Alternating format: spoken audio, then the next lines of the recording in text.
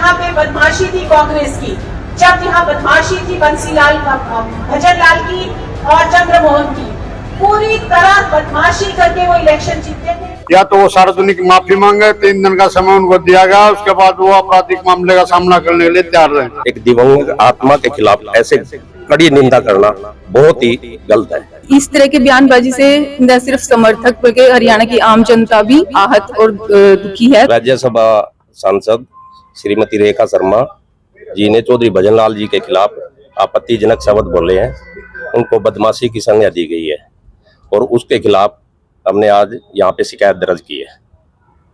क्या मांग है आप लोगों की? क्या शिकायत में क्या दिया आपने? हमने शिकायत में ये दिया है कि जो आपत्तिजनक शब्द बोले हैं उनको वापसी लिया जाए और माफी मांगी जाए।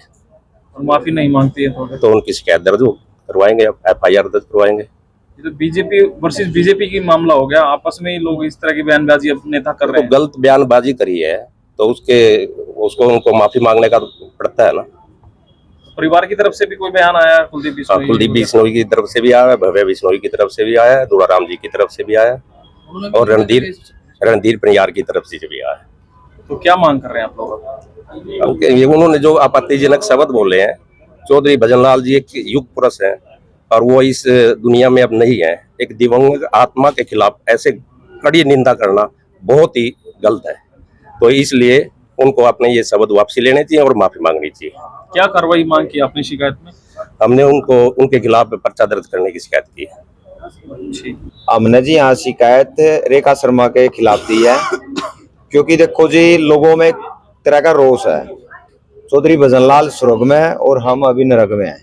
मैं सवालकाल हल्के से आता हूँ और लोगों में इस चीज का रोष है कि उन्होंने अपने शब्द एक बदमाशी तौर पे उसने बोला है, जैसे रेखा शर्मा ने। तो इस वजह से लोग चाह रहे हैं कि भाई वो जो स्वर्ग में आदमी जो हमारे बीच में नहीं है उसके प्रति ऐसे शब्द बोलना एक निंदनीय है। और इस लेके इस चीज को हमने आज ज्ञापन दिया है। अगर रेखा शर्मा मतलब गलती नहीं मानती है तो फिर हम FIR दर्ज कराएंगे और हर एक हल्के में ऐसा ही कराएंगे, 90 के 90 विधानसभा क्षेत्र में। सांसद रेखा शर्मा जी ने स्वर्गीय युग पुरुष हरियाणा के 3 बार मुख्यमंत्री रहे चौधरी भजनलाल जी के खिलाफ जो आपत्तिजनक बयान दिया है, उसके संदर्भ में ही हम सब ने यहाँ पर शिकायत दर्ज कराई है।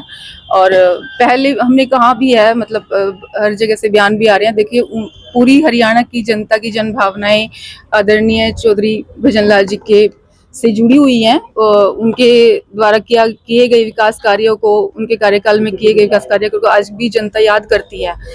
तो इस तरह के बयानबाजी से न सिर्फ समर्थक बल्कि हरियाणा की आम जनता भी आहत और दुखी है। तो इसी के लिए हमने सबने कहा था कि माननीय सांसद महोदया रेखा शर्मा जी माफी मांग लें और इस विवाद को समाप्त हो जाए। मंत्री आदरणीय दिवंगत चौधरी भजनलाल के प्रति जो भारतीय जनता पार्टी की सांसद रेखा गुप्ता जी ने जो अभद्र टिप्पणी करी है, उनको बदमाश वगैरह गलत शब्दों का इस्तेमाल किया है, उनकी हम कड़ी भर्त्सना करते हैं, निंदा करते हैं और हम उससे सार्वजनिक रूप से या तो माफी मांगे, नहीं तो सोमवार को अदालत में दिनेश शर्मा बतौर चौधरी भजनलाल समर्थक उनके खिलाफ इस्तिगासा आपराधिक मामला दर्ज कराने के लिए कोर्ट में दायर करूंगा, न्यायालय में दायर करूंगा।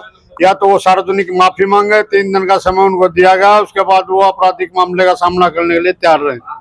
कुला के कार्यक्रम में रेखा शर्मा जी जो राज्यसभा सांसद हैं, उन्होंने चौधरी भजनलाल जी, स्वर्गीय चौधरी भजनलाल जी के ऊपर अभद्र भाषा का प्रयोग किया है। चौधरी भजनलाल जी जो हरियाणा के 3 बार मुख्यमंत्री रहे, केंद्र में मंत्री रहे और जिनका परिवार पूरे हरियाणा में हर तरफ और विधायक रहे वो हरियाणा के अंदर। चौधरी भजनलाल जी जो पंचायत से लेके MP तक सांसद रहे, उनके बारे में रेखा शर्मा जी ने जो अभद्र भाषा का प्रयोग किया है उनको नहीं करना चाहिए।